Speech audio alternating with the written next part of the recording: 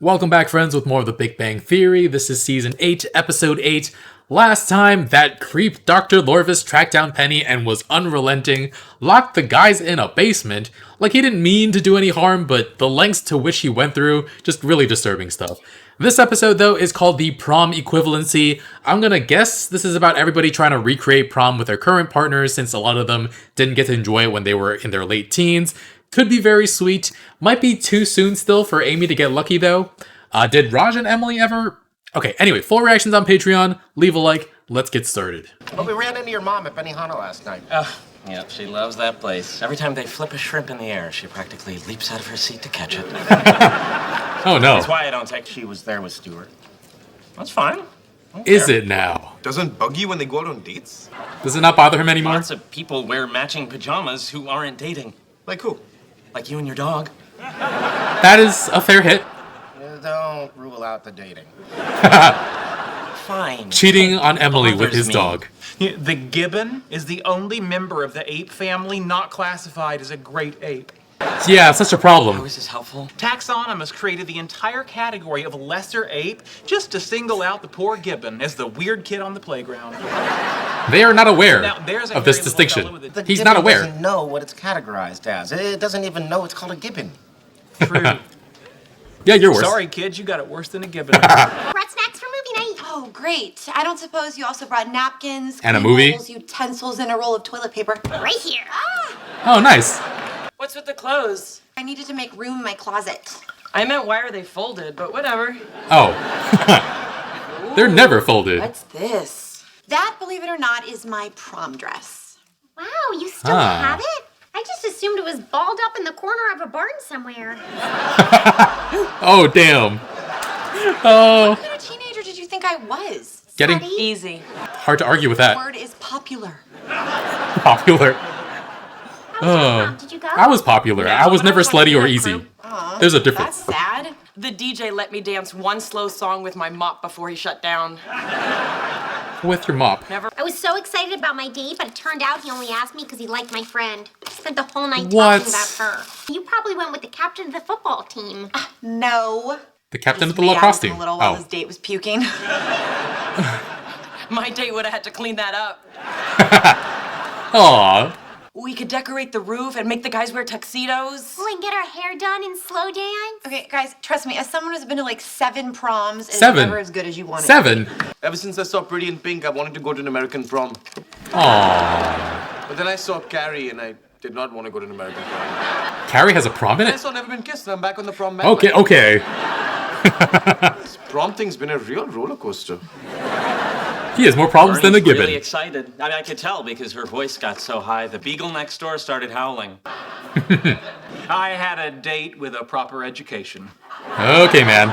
Instead of a tuxedo, I dressed myself in good habits.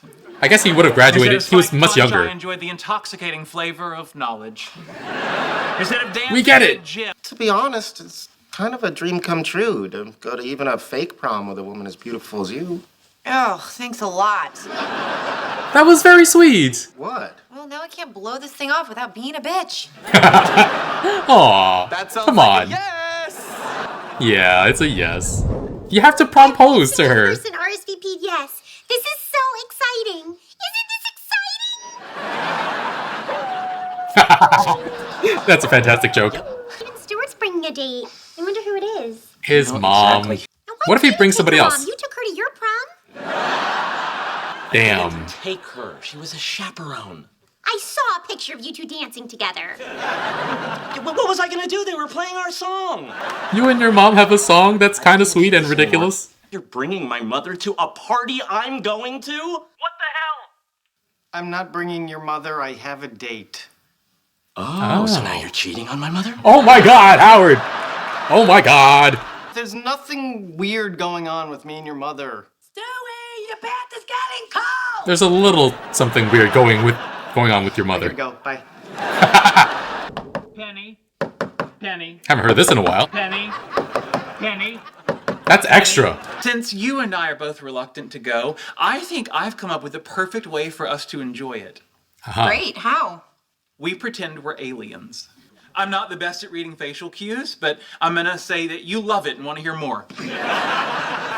Now, I think you're projecting. In the beloved novel, pretending to be an alien is a valuable coping mechanism I've used many times. I did it the first time I went to see you in a play. You had no idea Commander Umfrump of SETI Alpha 3 was in the audience. Are you planning to engage in any post-prom mating rituals with Amy? Oh my. There are post-prom mating rituals? You didn't know? Well, if it's part of the prom experience, then I'm open to it. You are. You're kidding. I may be an alien, but I have urges. Alien urges. If Amy wants to copulate by firing her eggs into space, well then, I will happily catch them with the reproductive sac on my upper flurman. Damn, that's hot.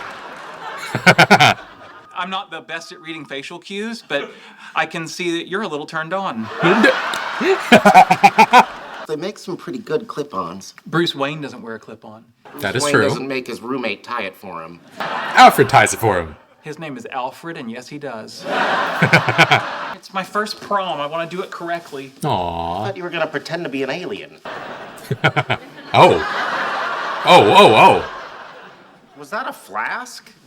Yes. Traditional I've to decided underage embrace drink. all of their- Anything else planned for tonight? Oh, everything. Getting our picture Everything. taken, slow dancing, being elected prom king, Is that gonna pointing happen? out that kings aren't elected. It's gonna be off the hook. He's still gonna have a good time, it While seems you're like. at it, I know that at this age your hormones are raging, but just because all your friends are having sex doesn't mean you have to. Why would you say that? A lot of people lose their virginity on prom night. Penny implied the same thing. Is this true? Just relax, it's a joke. You don't have hormones? Everybody has hormones. I hope he doesn't feel pressured in any way. That's supposed to be an enjoyable night. Wow, you look amazing. Thank you, so do you. What about the corsage? Sheldon, you look so handsome. Thank you. Sheldon, doesn't Amy look hot? That's gotta put some starch in the upper flurman. She remembered the term. What's that? Excuse me. Where are you going? Oh. I can't do this. Oh. That's a neat tattoo. Oh, thanks. It's Sally from Nightmare Before Christmas. She just said it's new, not that it's good. Do you like her because you both have red hair? A little, but more that she's covered in scars and can pull her own limbs off and sew them back on. I like Cinderella. I like Cinderella. Yeah, I remember that. You know, in the original book, the sisters cut off their toes with knives in order to fit in the glass slipper. Yeah.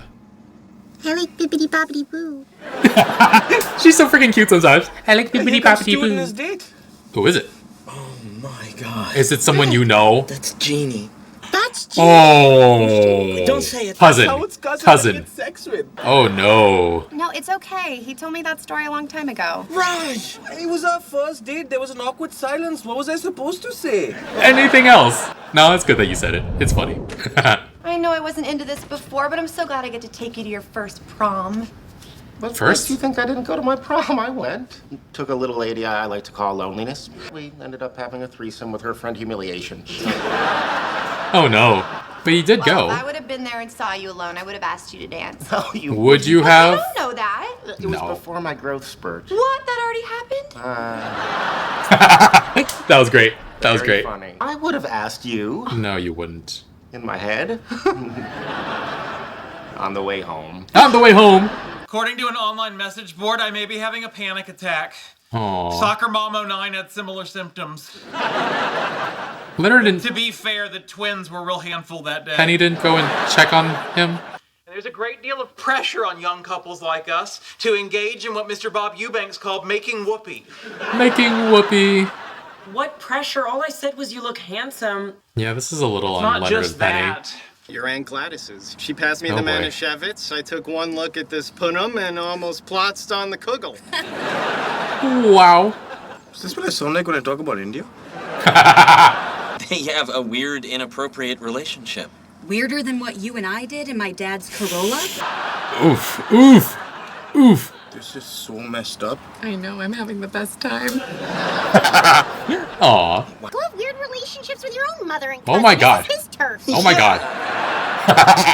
Yeah. There's no music. I don't care. We'll make our own music. My God, who's the dork now?